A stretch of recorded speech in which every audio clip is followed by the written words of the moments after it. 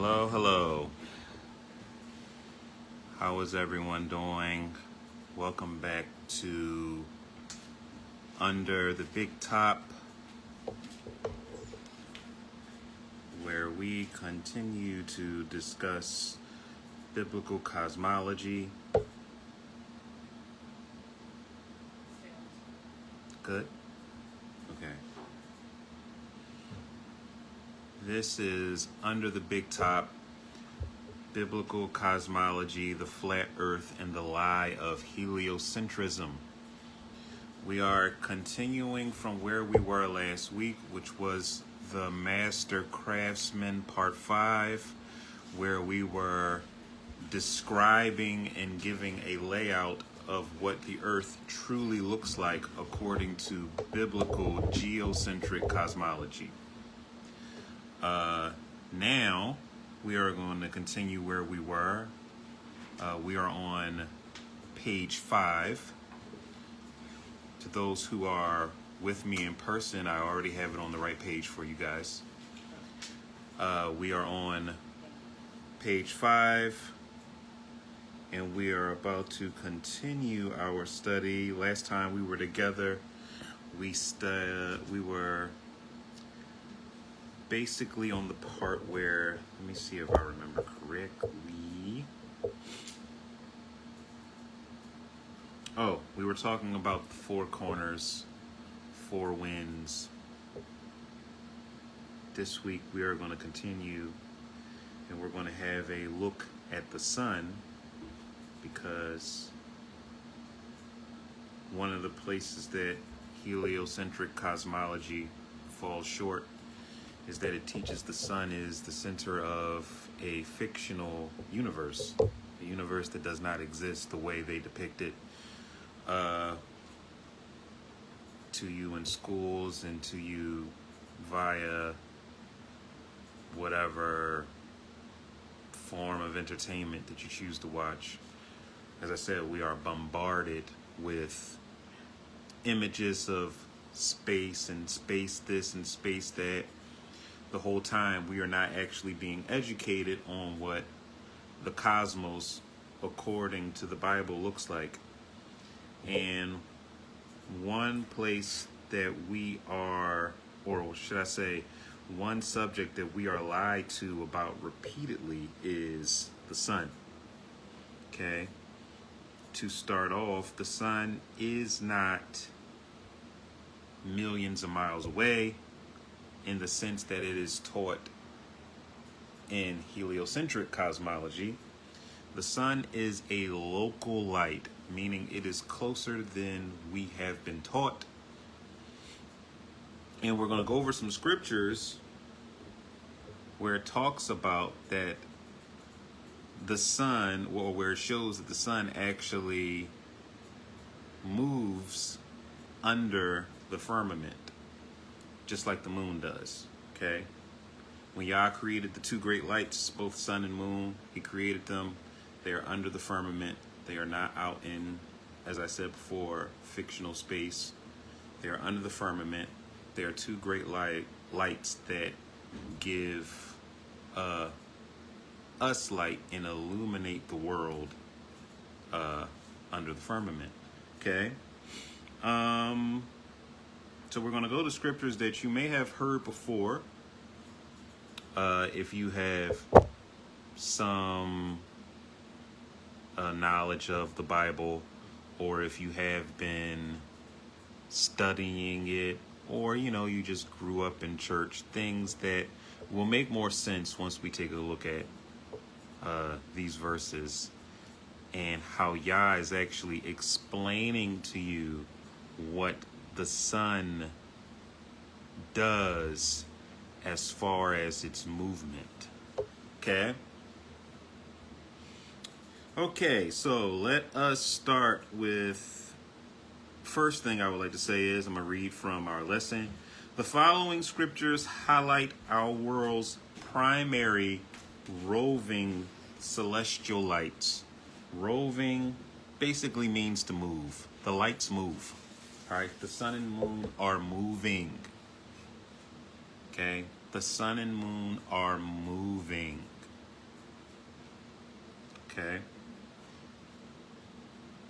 Heliocentric cosmology talks about the sun moving, but not in the way that it is described in biblical cosmology. And once again, we are not in a solar system the way that it is depicted in heliocentric cosmology. As a matter of fact, many of the things that you look at or that you have been told were actually planets are not what in reality they really are. Okay. Let's go to Isaiah chapter 40, verse 22. Isaiah chapter 40, verse 22.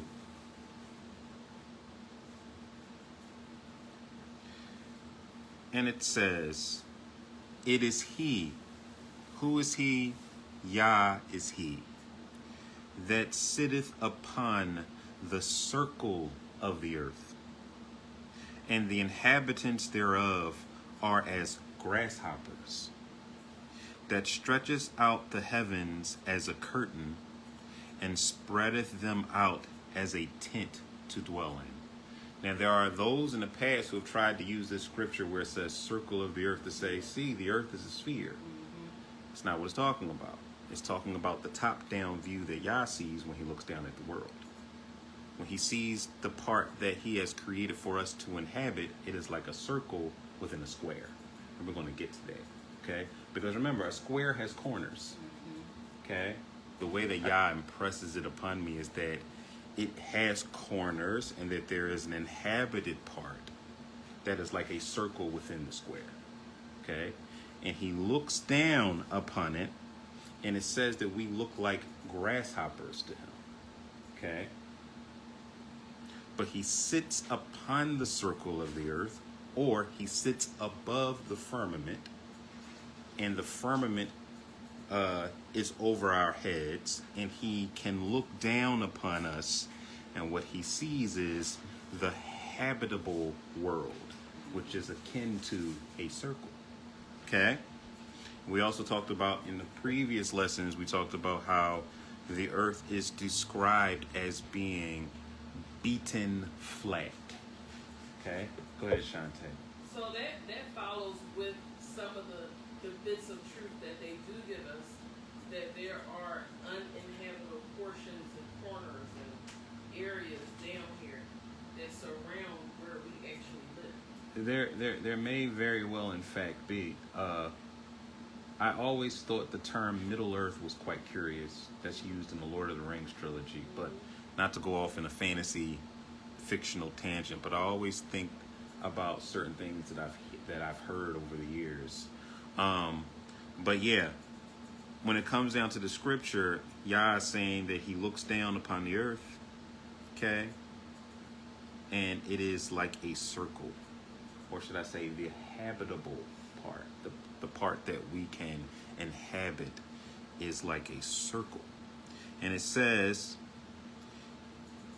I'll read it again, Isaiah 40:22 says, it is he that sitteth upon the circle of the earth, and the inhabitants thereof are as grasshoppers, that stretcheth out the heavens as a curtain. Once again, that is a reference to the firmament, or the dome. He stretches out heaven like a curtain, okay? And spreadeth them out as a tent to dwell in. In other words, our world is like a terrarium, okay? And if you don't know what a terrarium is, they used to, I think, have us do those types of things in school. It's an enclosed environment, okay? Once again, what's being impressed upon you is that you are not an insignificant speck in the cosmos, that the Most High loves us enough to create for us a world that we can inhabit and dwell in. Under the firmament, the dome, the tent, which it is likened to here, and that he sits upon the world, which is in agreement with the scripture that says, heaven is my home and the earth is my footstool, meaning that He is above it. He is seated atop it. Okay? All right. But remember, circle. Remember that word, because we're going to do a word study and we're going to take a look at that. Isaiah chapter 40, verse 22 in the NIV says, he sits enthroned above the circle of the earth, and its people are like grasshoppers. He stretches out the heavens like a canopy and spreads them out like a tent to live in. Okay? He stretches out heaven. You want to know what heaven is? When you go outside and it's a nice clear day, look up, you'll see that blue. That's the firmament. In scripture, it is described as having the appearance of a lapis lazuli, or in some places, a sapphire. All right? It is the blue sky that you see. That is the firmament. That is the thing that in Genesis, Yah called heaven or sky. It is the covering, the dome, the tent that covers the habitable world. Okay? Let's keep going. So let's take a look at the word circle. The Hebrew word translated circle in Isaiah 40:22 is Strong's Hebrews 23:29, Chug, C-H-U-G. And it can also be translated circuit and compass. According to the Merriam-Webster dictionary, a circuit is a usually circular line encompassing an area. Remember I said the place that we inhabit appears to be like a circle to him that sits above, looking low. Okay? And a course around a periphery. All right? Unlike heliocentric cosmology, biblical geocentric cosmology teaches us that the sun and moon run their course around the heavens inside the firmament. Okay? So what do the sun and moon do? They go around in a circle to give light to us that inhabit that area. Okay? A greater light to rule the day and a lesser light to rule the night. Okay? So, let's keep going. Now, we're going to go to Psalm chapter 19, verses 1 through 6, and I'm going to read this from the KJV. Now, with everything that we have been learning, listen carefully and keep in mind that the sun is moving within the firmament. Listen to the way that Psalm 19, 1 through 6 gives us an image of geocentric biblical cosmology. Okay? It says, the heavens declare the glory of God, and the firmament showeth his handiwork, or showeth that we have a designer, that the world is actually made. Okay? Because no one can actually come and see the way the world is made and deny that there is an intelligent designer behind it, which is why Shaitan so vigorously tries to hide the nature of the world and reality from you. Okay? It says, day unto day uttereth speech, and night unto night showeth knowledge. There is no speech nor language where their voice is not heard. In other words, what has been created speaks to the reality of a creator.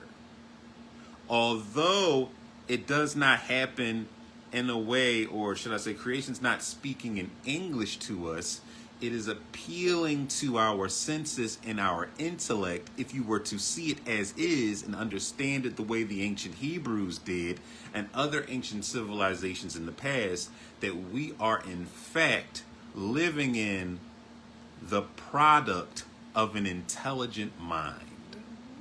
Okay? So day unto day, you hear them. You hear what? Creation. Talking. All right? Their line is going out through all the earth, and their words to the end of the world. And this is talking about measurement. The measurement thereof. All right? In them hath he set a tabernacle for the sun. Hold on. The firmament is a tabernacle for the sun. In the firmament lies the sun. Okay? Which is as a bridegroom coming out of his chamber, and rejoiceth as a strong man to run a race. You don't run a race if you're standing still. Okay? The sun is positioned under the firmament, and it moves as if it is running a course. Okay? His going forth is from the end of the heaven, talking about the sun, and his circuit unto the ends of it. And there is nothing hid from the heat thereof. His going forth is from one end of the heaven to the next. In other words, right now during daytime, the sun is somewhere above us. And it is not just giving us light, but giving a large portion of mankind light. But when it moves on to the other end of the world, the moon comes into play. And that other part of the world receives its light. Okay? And it says, and his circuit unto the ends of it. Remember what I just said, circuit? What was the definition of circuit from the Merriam-Webster dictionary? A usually circular line encompassing an area. It's circuit. It is going in a circle in the firmament. It starts at one place, at one end of heaven, and it goes to the other end of heaven. Then it comes back to this end of heaven, and it does this day after day after day, although there is an instance where the sun stood still, and we're going to talk about that. Okay?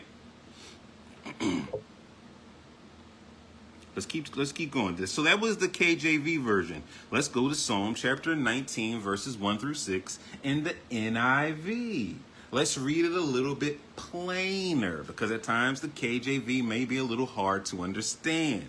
It says, the heavens declare the glory of God. The skies proclaim the work of his hands. Day after day they pour forth speech. Night after night they reveal knowledge. They have no speech. They use no words. No sound is heard from them. Yet their voice goes out into all the earth, their words to the ends of the world. In the heavens, God has pitched a tent for the sun. Okay? It is like a bridegroom coming out of his chamber, like a champion rejoicing to run his course, because the sun has been running this course since the beginning of creation. All right? It rises at one end of the heavens and makes its circuit to the other. Nothing is deprived of its warmth. All right? So like a champion runner, like a track star, the sun is in constant movement. The period that we see it, whatever length of time that we see it, it is positioned over us in some way. When the sun starts to set, it's moving away from us. It's going someplace else to provide light to another place. All right? But it always comes back. All right? Sunrise is the sun coming back. And remember, This is according to Yah's universal, or should I say cosmic law. Okay? Who is causing these things to happen? Yah is. The system that he has set in place. All right? Let's keep going. Let's take a look at the same passage in Psalm chapter 19, verses 1 through 7 in the CJB, or the Complete Jewish Bible. And the reason why there's an extra verse on here is because they number their verses a little differently. But it's essentially the same thing that I just read to you. Okay?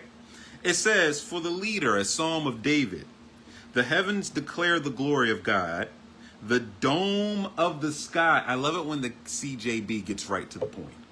It says, the dome of the sky speaks the works of his hands. Every day it utters speech. Every night it reveals knowledge. Without speech, without a word, without their voices being heard, their line goes out through all the earth, and their words to the end of the world. In them he places a tent for the sun, which comes out like a bridegroom from the bridal chamber, with delight like an athlete to run his race. It rises at one side of the sky, circles around to the other side, and nothing escapes its heat. Circles around to the other side, and nothing escapes its heat. Tell me, have you ever been shown the world to look like this in movies or entertainment? All right? Once you understand that you live inside a terrarium and that Yah has placed two great lights underneath the sky or the dome or the firmament, and that they are going in a circle. A circle. No one of a sane mind looks at the world the way the Bible describes it and say, yeah, this thing came about by chance. It's hard enough to do it the way, like even the way heliocentrists try to present the cosmos. It's just like, so y'all mean to tell me this all happened by chance? But when you really start to study the way the world actually is, as outlined and detailed in the scriptures, it gets even harder. It becomes impossible to look at the world and say, so all this is just a chance thing, is what you're saying. Go ahead, Shantae. Again, even when they're lying to us, they can't escape including bits of truth that is based on, you know what I mean? And as you were talking, I'm like, what does a compass look like? Yes. What does a sundial look like? Sundial. Yes. You ever seen a sundial? A sundial. It shows you exactly what it is. Mm-hmm. Yes. It's a flat, circular. Mm-hmm. Where I believe It's telling you that the position is of the sun, yeah. It's wild, right? So, let's go to a scripture that will now make more sense. In the past, it's just like, yeah, he told the sun to stand still, but you really don't understand why there was such an event until you start to understand biblical cosmology. Because we are simultaneously told that the sun, that we revolve around the sun, and at the same time, we are told in the Bible that the sun is revolving around us. So which one is it? Who's telling the truth? Go ahead, And that's what Shantae. I'm saying. So the nature of a sundial, it still shows you the point of view from Yah, but then it says, yeah, the sun is right in the middle, and we're the round thing turning around it. Yeah, Okay, but that round thing turning around is still flat, yeah. and that's not what it is. It's coming around us. It's coming around us. And the very design of the sundial Yes. is based still off of that flat model. And mind you, this is why I say getting into the original languages are important. Because you can look at circle of the earth and you can say, that means sphere. It doesn't mean that. Circle means, another way to say that is the circuit of the earth. Yeah. Instead of saying circle, perhaps a better translation is the circuit of the earth. That way, it gives you the impression of it being in the shape of a circle, but also gives you the impression that when you understand something is moving within that circular form. So All right? to somebody who really, really loves math and science, Yes. they will never say that a circle is a sphere. No. A sphere is three-dimensional. Yeah. Yeah. Not a sphere, a circle. And this is why I love Yah so much, because what he said is what he means. And you can't, he meant a circle or a circuit, and he meant that because he's telling you what he sees. Why? Where? From the position of most high. All right? He sits high and he looks low. All right? Not from our position, but from the position of the highest, where he is seated. He looks down at the circuit of the earth where he sees us. He sees the sun and the moon that he has placed within his firmament. He sees all the goings on of the world. He is aware of everything that is happening. All right? Not from our position where we're like, oh man, it must mean this, it must mean that. He's giving us his perspective. Okay? That's what he's doing. All right? Let's go to Joshua chapter 10, verses 12 through 14. Curious little passage, this one. Okay? What does it mean? You know how locked in you got to be with the Creator? I mean, Joshua and Yah, they were tight, because this particular part, this kind of proves it, because Joshua made a command and Yah was like, bet. That's exactly what's about to happen. Okay? It says, then spake Joshua to the Lord in the day when the Lord delivered up the Amorites before the children of Israel. And he said in the sight of Israel, Sun, stand thou still upon Gibeon, and thou moon in the valley of Ajalon. And the sun stood still, and the moon stayed until the people had avenged themselves upon their enemies. Pause. So what he said was, okay, the day's running out. The fight is still going on. We need more time. And he said, Dad, stop the sun. And Yah stopped both sun and moon the same way a clock stops. It stopped. It halted. Both of them halted in the heavens. Okay? All right? And it says, is not this written in the book of Jasher? Hold on, we're going to get there, because book of Jasher tells you about it. Okay? People who got a problem with certain books and titles, I'm just like, is not this written in the book of Jasher? So the sun stood still in the midst of heaven. It stopped moving. This was a long day because our ancestors were fighting their enemies, and the sun would not set. The sun did not move from its place until we had avenged ourselves upon them. Okay? And hasted not to go down about a whole day. Hold on a second. So, if I'm interpreting this correctly, the sun stood there for the duration of a day. Okay? It just stood there. There are days of darkness coming, but this was like a day of light. Okay? And there was no day like that before it or after it, that the Lord hearkened unto the voice of a man, because him and Joshua were tight. He heard his son calling him, Yah did, and he literally froze heaven for his child and for his people. Okay? For the Lord fought for Israel. All right? In other words, he was on our side. And when you have Yah on your side, he will stop heaven and earth from moving.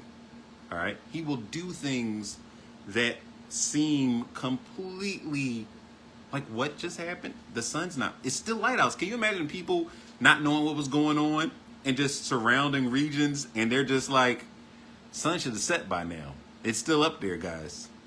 It hasn't gone down yet. Okay? Let's move on to the NIV. Joshua chapter 10, verses 12 through 14. It says, on that day the Lord gave the Amorites over to Israel. Joshua said to the Lord in the presence of Israel, sun, stand still over Gibeon, and you moon over the valley of Ajalon. So the sun stood still and the moon stopped, till the nation avenged itself on its enemies, as it is written in the book of Jasher. The sun stopped in the middle of the sky and delayed going down about a full day. There has never been a day like it before or since. A day when the Lord listened to a human being. Surely the Lord was fighting for Israel. Okay? Let's read it one more time. Let's read it one more time, but this time let's read the account of it in the book of Jasher. Okay?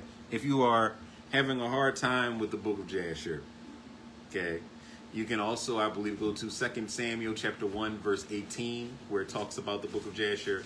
But we already read the book of Jasher being referenced in the KJV and in the NIV.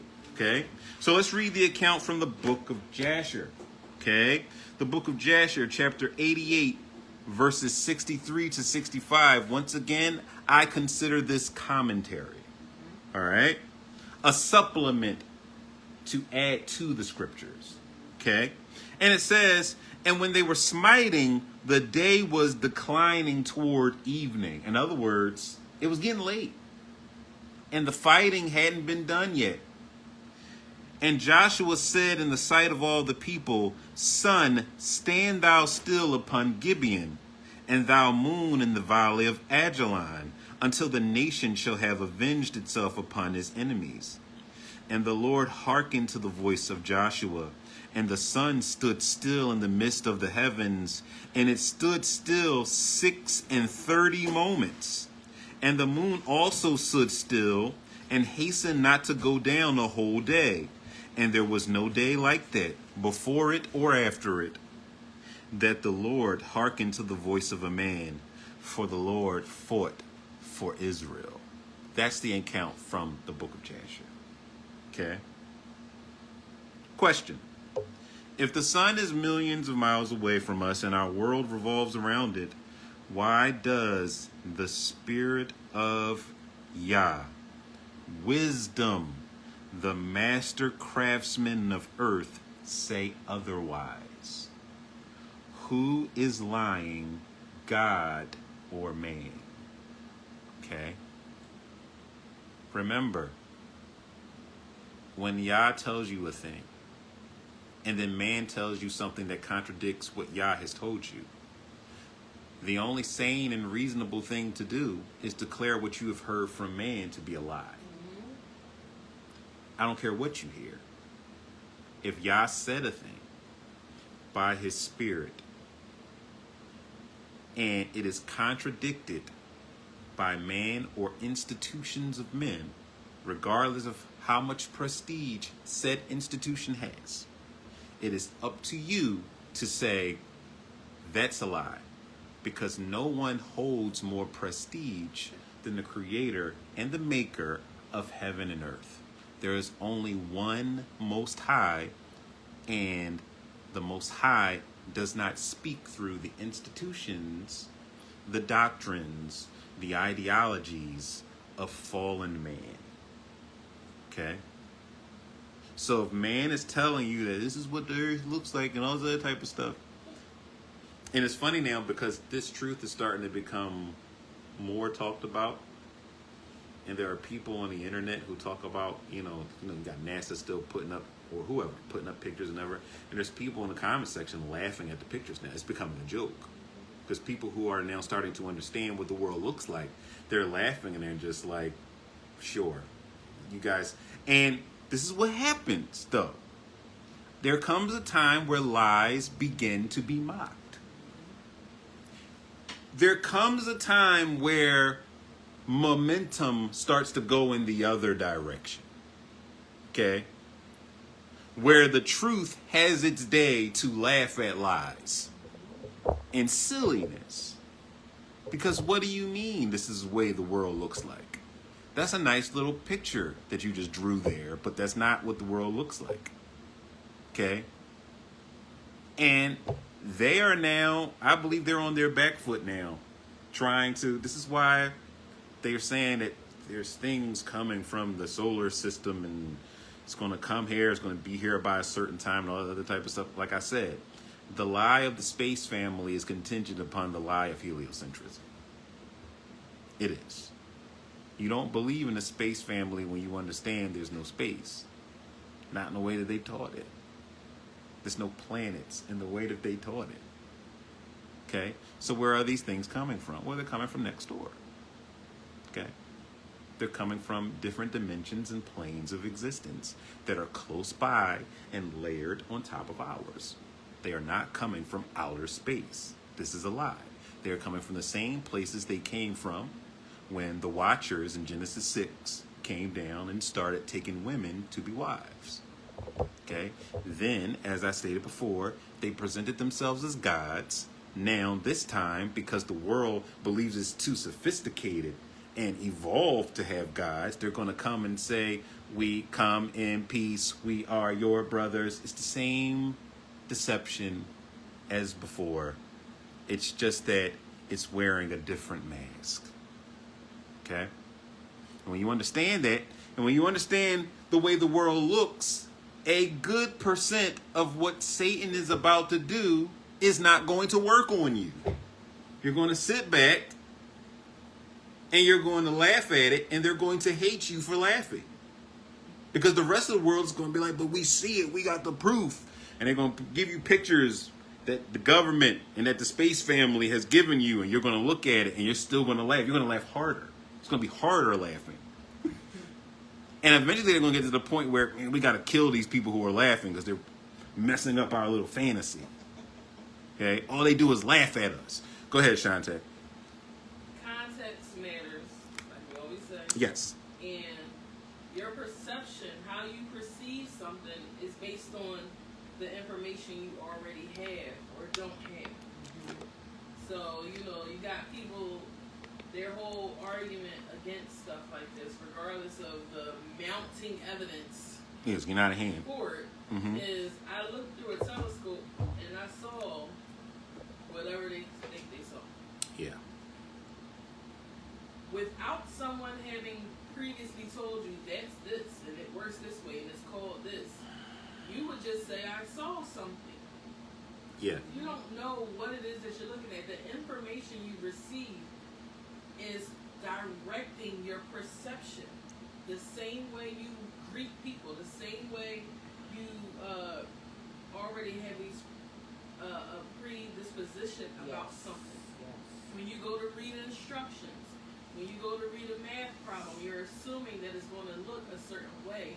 So, and that informs you and makes your perception a certain way. To your point, to what you're saying about telescopes, if I had the means to, this production, and it's more than likely I can see it coming at a later time, but I would show you pictures of what people who understand that the earth is flat have seen through their powerful telescopes. What they see is not what NASA is showing people. I'm getting a telescope. What they see is heavenly bodies, some don't even look solid, Right. that look like they're obscured by water. That's what they see. Yeah. What they see is they see lights, and they say, oh, and they've shown pictures of it on the internet of like, oh yeah, this is Venus, this is whatever. And what they see appear to be things that do not look solid. And they look like they are being obscured by water, almost like they are being looked at by a magnifying glass and that they're underwater. Okay? Now, when you understand that, you understand that makes sense because out there where they say is space, it's really the waters above. And above the waters is the habitation of the Most High. Okay? So there's the primordial sea above us. There's the waters we have down here. And it is the firmament that protects us from the waters above. What they see being obscured, I believe, is not what we have been taught to believe. And perhaps, oh man, I gotta find a place to put it, to fit it in. But I would really like, before this lesson to be over, to talk about stars. You've been told that stars are millions of miles away from us and that they are gas and out there in the galaxy. Here's the problem. The galaxy doesn't exist. Because space, as they've told you, doesn't exist. So the question is, what are the stars? I'll tell you one thing. In the Bible, Yah says that he has created lights for a purpose to tell times and seasons, but also he compares stars to angels in Scripture. Okay? He even describes Lucifer as the morning star. Hold on. It gets wild because when you start to question reality, it's just like, okay, so if the stars are not gas, then what are they? And I truly believe that many of us are seeing celestial beings hiding in plain sight above our heads. And that we would understand this if we were actually taught accurate cosmology. That at times we are seeing the lights that Yah created for us. And I'm not saying they're not one and the same. I'm just saying that I believe because God in his scriptures describes angels as stars. He calls them flaming fire. He calls them stars. He even calls the fallen ones birds. As in Babylon has become the haunt of every foul and hateful bird. Okay? But I honestly believe that the stars that we see at times are not what we have been told they are. Actually, I know they aren't because, like I said, there's no galaxy. There's no universe the way they depict it. So what are you seeing? Okay? How about this? Songs like, when you wish upon a star. Ask yourself, why are they wishing upon stars? Okay? Or how about this? When Shaitan in the book of Revelation, it says that the dragon, remember this, the symbolism, and Yah, I'm not trying to butcher this, but I'm going to give you a synopsis of a brief summary. It says that he drew a third of the stars and cast them down. And has always said that a third of heaven fell with them. In Revelation, they are described as stars. Also, in the end times, it says that the stars shall fall from heaven. Meaning that what people are saying is coming to earth are in fact the fallen ones about to make their appearance on the scene. All right? Go ahead, Shante. It's the same reason that we call celebrity stars. Yep. They are being likened to the gods that they serve. Yep, exactly. They're being likened to something that is higher and divine. Yep. The heavens are the domain of God and his angels. It is also under the firmament the domain of the prince of the power of the air and his angels. All right? So when the dragon fell, he drew a third of heaven or the stars or the heavenly hosts with him, and he cast them down with him. He didn't just fall by himself. He took some of his brothers with him. The stars, the sons of God, those who watch, okay? They are not gas.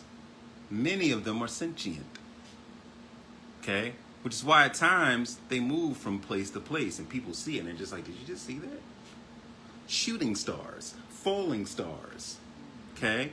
People wishing upon stars. Lots of mythology and religion surrounding stars, the sun, things of that nature. Because what does it say? What does it say in scriptures? That they worship the host of heaven. Why are the host of heaven receiving worship if they're just gas pockets or whatever millions of miles away? Well, they're not. They never have been. Okay? They never have been.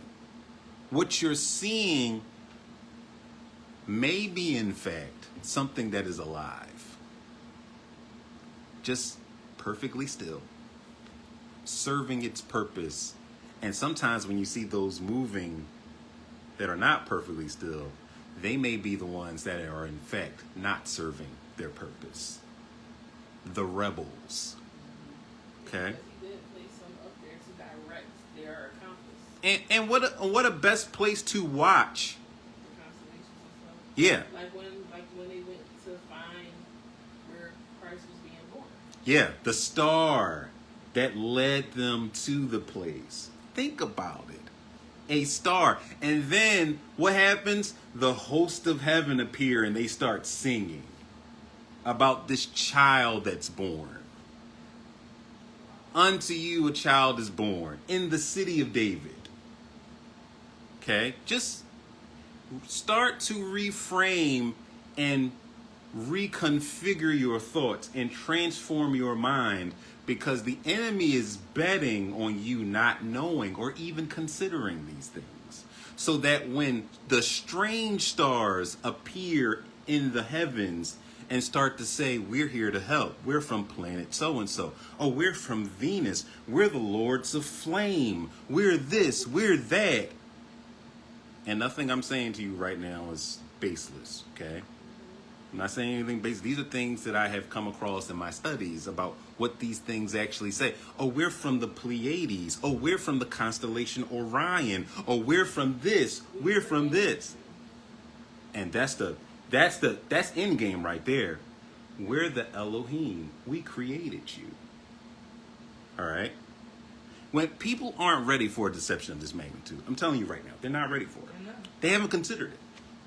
They think they can see Satan coming, but I'm telling you that Yah said he was more subtle than all the beasts of the field, meaning that he was much more crafty than all those around him, meaning that he is smarter than us, and Yah has given us a heads up, but because the scripture hasn't been divided the way it was supposed to be, deciphered, interpreted, and taught, and because there are people still spending time on subjects that we don't have time for no more, people have no idea the era that we are in and what we are about to enter into. Another reason why I don't want to go to other churches.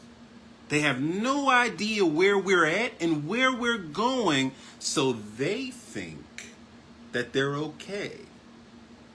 But Shaitan has a mean hook, and when you think he's not going to throw it, he does. When he lets you get comfortable, he plays possum. Oh, yes, you're so much stronger than me. Oh, yes, yes, yes. What you're doing has been working on me. And then he shows you his true face. And many people aren't ready for it. They can't counter it because it's something that hasn't even entered into their minds. They haven't even thought about it. They haven't even thought about it. This is why I taught in the past about enemy intel, knowing your enemy. Yeah. All right? What I teach is from what Yah shows me. Not pulled out of thin air, but what he shows me in his scriptures. But people don't study the handbook on the enemy. So they think they know it's nothing he can do. You know? They talk to him like he's a child. I'm going to dance on his head. I'm sitting here and I'm just like, he's going to dance on yours. If y'all don't tighten up and get yourselves together and start to respect the strength of your enemy and cleave to the one who can defeat him, he's going to tap dance on your head. You need to know who you're up against. You need to understand, no one goes up. This is why in football, they study film for the next week. You need to understand what you're going up against. A lot of Christians have no idea who the devil is and what he's capable of. Although our ancestors told us he is coming with all manner of lying signs and wonders. Yep. to empower that beast that is among us right now. But a lot of people have no idea. They think, well, it's nothing he can do. We safe. We good. And I'm looking at them, someone who has studied as much as I have and someone who is cleaving to my Father like, I can't do any of this without you. These people are out here like, we got it. We good. And I'm looking at them like. I got a question for the after study. Bring it down. Go ahead, Shante. This is why it is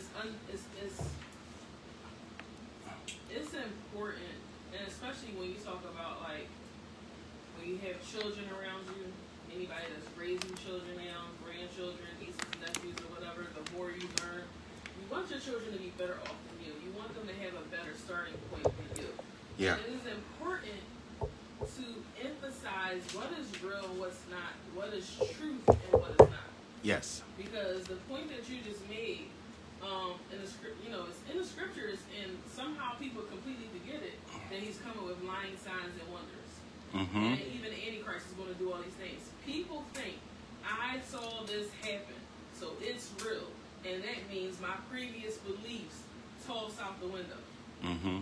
Yeah, I need to find that scripture. That's what they do, because they don't understand that he actually has power. Yep. They don't get it. Yep. So they're like, I saw, I went and saw a magician do this, and he really did it. And I'm like, yeah. Of course he did. Yeah, he did. Of course he did. That doesn't mean nothing to me. Of course he did. You were in denial about these powers existing. Okay, so here's the thing that people need to understand. The most powerful angel to this day is Satan. Mm-hmm. The most powerful. It says in scripture, Michael dare not bring against him a railing accusation, but instead said, Yahuwah rebuke you. Mm-hmm. Michael, the captain, the warrior, did not lean on his own strength or understanding, but said, the Father rebuke you. Yes.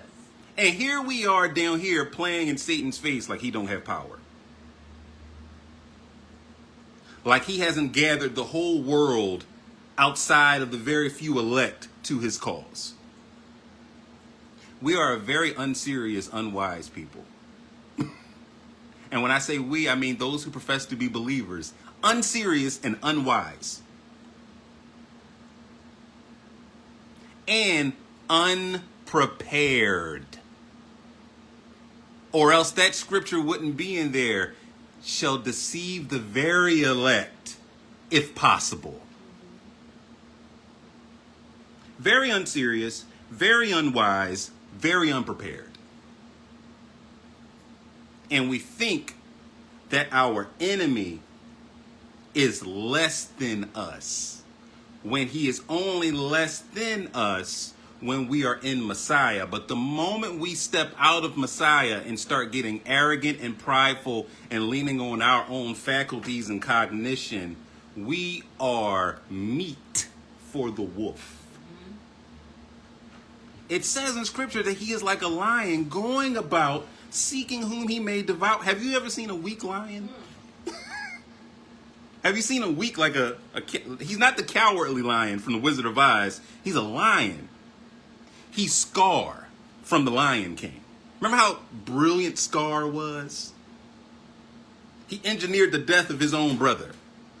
Go ahead, Shante. Well, and that coincides with the other lie that we tell ourselves from a for lack of a better word, a lazy faith point of view, is that we can't be touched at all. Oh yeah, no, that's not true. We are sitting here and it's like, I don't have to do all that extra. Oh, you better do the extra. I don't have to do this. You better give all. I don't have to do that. Yep, devil is busy, but God got me. Yeah, no. Read your scriptures. It's not the same for everybody at all times. There are seasons. What season are you in? Exactly. There are times Yah will say, you can't be touched. I'm pushing you towards this particular goal. Then there are times when he's like, you aren't listening to me, you aren't paying attention, you aren't heeding the spirit, touch him. Then there are times you may be doing exactly what you're supposed to, but Shaitan is betting that you won't. Have you read Job? I was about to say, can I sit here like we can't be touched at all. Let me piggyback on that. Do you know that the Job season for those who love Yah is not optional? It's not in the extremes. Right. It may not be to the extreme that Job went through, but Yah has to crush you to remake you. Come as you are means come right now as you are, and then Yah says, this is going to hurt. It's gonna crush you. A lot of people bail when the crushing starts. Yeah. What makes you believe that our brother, the heir, the protagonist, the main character, the real Superman, what makes you believe that he's going to endure all the things that he endured and that you are somehow not going to taste from the cup, that you're not going to drink from the cup of suffering too? It boggles my mind. I just be sitting back looking like, Yah was on his throne watching his beloved child die a horrible death. What makes you think you're better than him?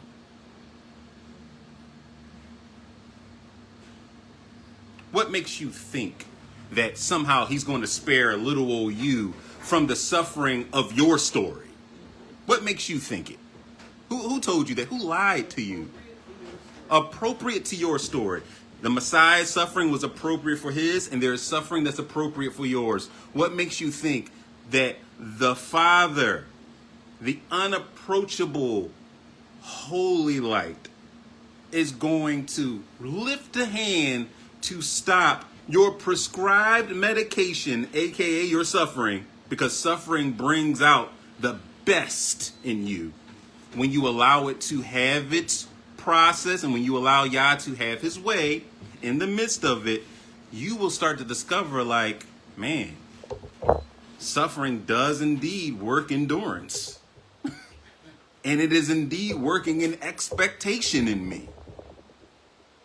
I'm getting better. I don't even respond to those things the same way anymore. What makes you believe that he sat up there and watched his child endure what he endured, and that you're going to get out of this scot-free? This is my problem with the people who are out there teaching a pre-tribulation rapture. They believe that they're not going to have to experience anything. And I'll be trying to tell people that that thing is a lie. It says, he who endures to the end shall be saved. So you better start to reconfigure your thinking. And you better start to read your Bible and make yourself more robust and put on that armor that Ephesians be talking about. And get ready for the war. Because we are about to enter into a season of evil that not even our ancestors saw. Even our ancestor Daniel, when he saw the time we were living in, bro was stressed. He was just like, and he was living as a captive in Babylon. He was still stressed. He was just like, what is this? What are my descendants going through in their day? You better start to rewire your mind, to reconfigure your thinking. Wartime is right around the corner. Okay? You're living in the book of Revelation. It's not, oh, when we get to the book of Revelation, have you seen the Euphrates drying up? Where do you think we are? Have you seen the beast system starting to creep in and infect everything? Your freedom's being taken away. Things that once served the purpose in your community starting to disappear, even down to public transportation. Do you think that's by coincidence? You think it's by chance? The beast system is about oppression and stomping the residue with its feet. A lot of things are about to disappear, and people are going to be like, what's happening? I don't even look forward to a retirement fund. People in my generation, many of us have already come to the idea we're not getting a retirement. Our retirement is when the Messiah returns, and if we're still alive, we're going to retire with him for 1,000 years. I'm not even looking forward to those things anymore, all right? Because I understand where I'm at. This is the war. This is the time of the war. And it's time to fall in line where you can fit in. Okay? That's just the reality of the situation. All right, so let's continue. Let us continue. When trying to picture the sun and moon rotating around heaven, imagine the yin yang symbol in motion and the lesser light. Exactly. If you've never seen the yin yang symbol, it has two little circles, and it has the symbol like they're going in two different directions. Okay. There's a little bit of truth in so much that comes from outside of our cultures, because this was once a thing that was known by the ancient peoples. All right. People think it befuddles me the way people think the ancients were stupid. We've taken their writings and the things that they saw, and we call them mythology. It wasn't a myth to them when they saw the chimera coming out, killing people. That wasn't a myth. That was the remnants of world history. We have relegated it to myth, but the reality is these are things that these people saw. All right? The giant kraken, okay? The giants that they talk about. We're just like, oh, those ancients, they sure had big imaginations, and I'm just like, mythology is real. All right? You think the Chinese were talking about dragons because they were on some type of like ancient Near East drug? No. They tell you that some of their rulers, at least one, was part dragon, and people are like, oh, those Chinese, they sure are making up stories. Or how much the dragon has such a prominent role in the Eastern world. You think that Shaitan is out here? You think that people in the world are just imagining things? We think we're so advanced. We're not. We're so unprepared. Mm-hmm. We're so unprepared because the things of myth are about to step back out into the light once again. And people are going to be like, what's that? And like I said, the people who should be prepared are unprepared. They don't understand. They have no idea. Okay? Biblical cosmology teaches us that the earth is a flat plane supported by pillars. And this is just to sum up what we've just taken a look at. And that from the Most High's viewpoint, looks something like an inscribed circle. If you want to write that down, an inscribed circle is a circle in a square. Okay? Covered with a dome, the firmament. Above the dome is the primordial sea, or the waters above. You can read about that in Genesis chapter 1, verse 7. And above the primordial sea, the Father and Son are enthroned. The Father and the Son are seated on the throne. All right? Where's the set-apart spirit? The set-apart spirit is everywhere. The Father manifests in heaven, the Son manifests in heaven, but the Spirit doesn't necessarily manifest in one place. The Spirit is like the wind. Okay? Okay. So, let's at least start the next part, and we can go on to possibly like 2:30. Okay?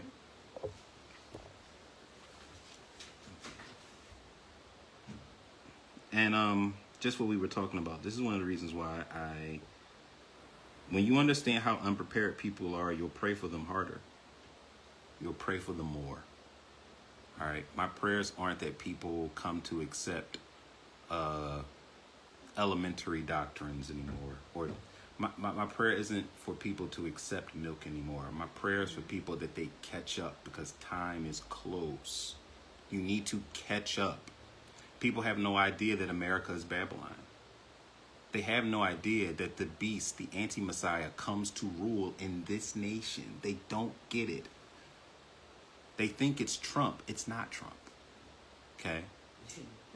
Someone is coming. Someone people least expect. And when he arrives, he's going to be cheered, but it's going to be a disaster. All right? A disaster. The foundation has already been laid. It's been laid since Operation Paperclip. We're going to talk about that possibly the next time we gather, if we get to that point. But just understand that about 1,600 Nazi scientists migrated from Nazi Germany into the United States of America. People are like, what happened to the Nazis? I'm like, well, they became American. The foundation has been one of oppression for so long. And people are just like, well, how does America lose its freedoms? And I was just like, lose? It's been losing them. What do you think has been happening all around you? 9/11 was an event that led to the Patriot Act, that let the more you oppress a people who have been beaten into submission like us, and you tell them that it's for your good, they will believe it. And they will say, okay, take more of my freedoms. Very soon, there's not going to be any freedoms left. We are going into the B system. Into it, like quickly. All right? Quickly into it. Okay, so under the big top, biblical cosmology, the flat earth, and the lie of heliocentrism. I want to start off with Matthew chapter 10, verses 26 through 28, because guess what? We're about to start talking about NASA and the desire of man to go into the heavens and why it is something that Yah never told us to do. He never told us to go up there. Never did. Okay? Matthew chapter 10, verses 26 to 28 says, "Fear not, therefore, for there is nothing covered that shall not be revealed." This is your brother talking. This is the Messiah. This is the King of my people, the King of Israel talking. He's saying, nothing hidden shall remain hidden. Okay? And he says, don't fear those who persecute you for speaking the truth. All right? And hid, that shall not be known. What I tell you in darkness, that speak ye in the light. And what ye hear in the ear, that preach ye upon the housetops. And fear not them which kill the body, but are not able to kill the soul, but rather fear him which is able to destroy both soul and body in hell. This gives a brief description of why I do what I do. Okay?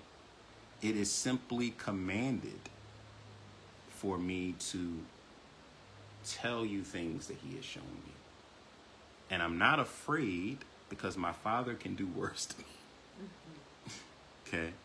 He will in fact do worse to me if I disobey him and refuse his authority. Okay? I don't say these things all the time, but when a space is given to me to teach, it is my job to not hold back and to go wherever the Spirit leads me to go. Okay? That's why he says, what I whisper to you, go up on a rooftop and proclaim it. Okay? It's very important. All right? You cannot be subject to compromise with where we're about to go. Okay? There are not that many people who are willing to declare the truth. There are some, but it is a relative few. Why? Because the truth brings persecution, and a lot of people don't feel like being persecuted or made fun of or said to be crazy. Oh, you believe the earth is flat. You're so stupid. Oh, you believe Jesus was black. How could Jesus be black? Look at your people. Y'all are so ghetto. What can y'all do? You know, things like that. You have to declare the truth in such a way, you have to open yourself up to persecution. It's actually you offering yourself up as a sacrifice to him. Present your body as a living sacrifice, holy, and you actually have to offer yourself up to Yah to do what he commands you to do. You, in fact, become the sacrifice. Okay? People are like, well, what can I give you? And Yah's just like, you, just you. I want you. I want all of you. Okay? Okay. Let's keep going. This part we're going to be talking about is exposing the lie. So, nice little introduction written by my lovely wife. Here we go. As this lesson progresses, it is of the utmost importance to continue to ask yourself one simple question. Do I trust the Most High above all else? This seemingly simple question sets the tone for whether you will be able to adjust and accept the truth as it is, or whether you will cling to well-placed lies and schemes. So do you? Do you trust and believe Yah's truth to be absolute truth? Has he ever given you an actual reason to not believe? Ask yourself that question. Has he ever lied to you? Okay. Why then is it so easy to keep up and support belief in those who we know have lied and deceived us repeatedly? In other words, why are you such a government groupie? I don't understand. Why do you keep defending these people? Okay? Why? If you can rise above your feelings and shock and anger, what you're going to hear about the world's systems will be remarkably easy to accept. Okay? In other words, when the bad guys become the bad guys in your mind, everything becomes easier. Okay? When you stop looking at Lex Luthor as if he's a member of the Justice League, it's just like, oh, he's Lex Luthor. Of course he's going to do terrible things. Oh, it makes sense. Okay? The saying goes, when someone shows you who they are, believe them. If your politicians are always lying to you, your politicians are in fact liars. Why would you believe anything they say? Okay? Also, why would you repeatedly go out and stand these people and vote for them to rule over your life when in the long history of the United States of America, things have gotten worse and we are in an increasingly low point? Why would you continue? What are you doing? You know what? You have Stockholm Syndrome. You've been beat so much that getting beat is normal now to you. All right? Getting punched is just like, why isn't he punching me? He has to punch me. Punch me again. You're so used to it. Okay? So, the plot and the con versus Yah's plan. People always talk about conspiracy. What if I told you the Bible told you that there is in fact a conspiracy, and Yah even uses terminology that tells you that they're all plotting against me and my people? Go to Psalms chapter 2, verses 1 through 12. Psalms chapter 2, verses 1 through 12.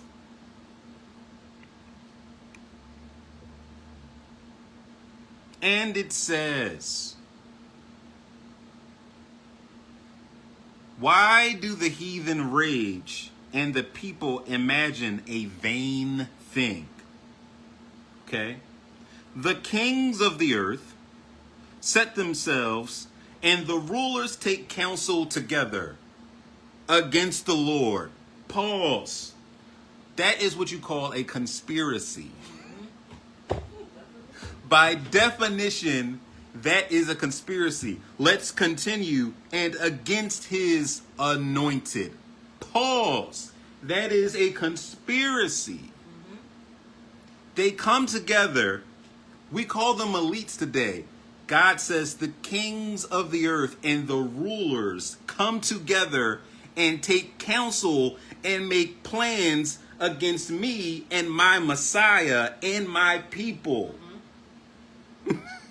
What are you talking about? You guys are just conspiracy theorists.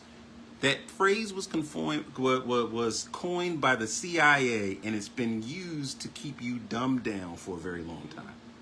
Okay? Go ahead, Shantae. They tell us too that they do it. The Bohemian Grove. Yep. All of the Council on Foreign Relations. The Bilderberg Group. The Bilderberg Group. The Trilateral The Commission. Trilateral, all of these groups. They tell us. They exist. We're talking about you behind your back, and we are dictating the course that the world is about to go into. And people are like, what conspiracy? There's no conspiracy. The conspiracy's been around since ancient times. Did you know that they conspired to kill Christ? It was a conspiracy that led to his death. He was not given a fair trial. Anybody who studied law can go back and look at that entire case and say he didn't get a fair shot. But he kept his mouth shut because it was for a purpose. He did not defend himself. in the way that most people today would. It said that he was brought before them as a sheep is silent before its shearers. It was a conspiracy by the religious authorities of ancient times, our ancestors, that led to the death of our king. Likewise, it is a conspiracy by those who rule the earth. What does it say? It says the kings of the earth. The earth, not nation, the earth. In other words, those who are ruling nations that you think don't get along, they all are in on it to some degree. And the rulers take counsel together. They sit down and they're just like, okay, so how can we fight God today? How can we turn the natural order upside down? How can we declare light to be darkness and darkness to be light? How can we do it? They're in on it. If you think the secret of our lineage, my lineage as a Hebrew man, has been kept secret by the world powers by chance, you have another thing coming. They know. They all know. they all know. He says against the Lord and his anointed, against his Messiah and against his anointed people. They have taken crafty. They are confederate against us. Okay, let's keep going. And it says, saying, let us break their bands asunder and cast away their cords from us. In other words, let's throw off their authority, their rule. Okay, their impact, their influence on the earth. Okay. He that sitteth in the heavens shall laugh. Yah thinks this is funny. Imagine you coming up to the fight and you're like, we're going to get him. We're going to get him. And the person you're supposed to fight starts to laugh at you. And they start to say, is that all you got? Is this it? Okay. The Lord shall have them in derision. If you look up that word, it says he will mock them and laugh at them. And then it says, then he shall speak to them in his wrath and vex them in his sore displeasure. So he goes from laughing to rebuking them. All right. And this is what he says. Yet I have set my king upon my holy hill of Zion. In other words, I've set my Messiah and my anointed people apart. Okay. I will declare the decree. The Lord hath said unto me. Pause real quick. Who's speaking here? Is it David? Remember I told you how David was a prophet? Okay.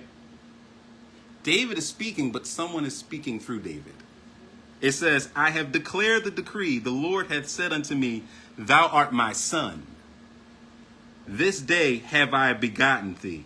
Ask of me, and I shall give thee the heathen for thine inheritance, and the uttermost parts of the earth for thy possession. Thou shalt break them with a rod of iron. Thou shalt dash them in pieces like a potter's vessel. Okay. So this person that is speaking through David is called the Son of Yah. Okay. And listen to the next part. Be wise now, therefore, O ye kings, O ye elites, O ye rulers of the earth, O ye kings of the earth. Be wise, you who conspire against me. Okay? Kiss the Son, lest he be angry, and ye perish from the way. Kiss the Son, lest he show you his power. Okay? When his wrath is kindled but a little, all you gotta do is get him a little upset and you won't be able to endure it. Okay? Blessed are all they that put their trust in him. Okay? This is a conspiracy. I'm gonna read it in the, I believe, what is this? The NIV version. And it's gonna become clear, and then I think we're gonna stop. Okay? It says, once again, this is Psalm chapter 2, verses 1 through 12. Why do the nations conspire? Pause. And the peoples plot in vain. What are y'all hoping to accomplish? Okay. The kings of the earth rise up, and the rulers band together against the Lord and against his anointed, saying, let us break their chains and throw off their shackles. The one enthroned in the heavens laughs. The Lord scoffs at them. He rebukes them in his anger and terrifies them in his wrath, saying, I have installed my king on Zion, my holy mountain. I will proclaim the Lord's decree. He said to me, you are my son. Today I have become your father. Ask me, and I will make the nations your inheritance, the ends of the earth your possession. You will break them with a rod of iron. You will dash them to pieces like pottery. Therefore, you kings of the earth again, you who are conspiring, be wise, be warned, you rulers of the earth. Serve the Lord with fear and celebrate his rule with trembling. Kiss his son, or he will be angry, and your way will lead you to your destruction, for his wrath can flare up in a moment. Blessed are all who take refuge in him. What have we learned just from this? That the rulers of the world are actually involved in a worldwide conspiracy. This is not fiction. We're not making it up. We're not saying, guys, is it me, or does it seem like the people at the top are just really messed up and evil? These people eat people.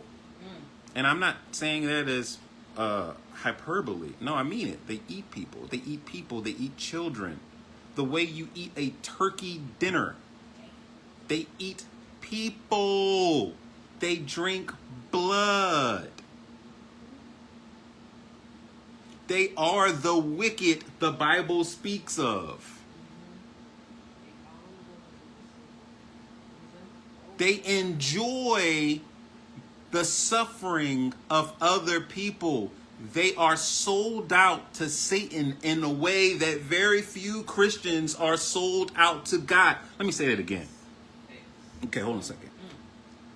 The people who rule this world are so sold out to the devil that they commit heinous acts in honor of him, because they are more sold out to the devil than the average Christian is sold out to Jesus Christ.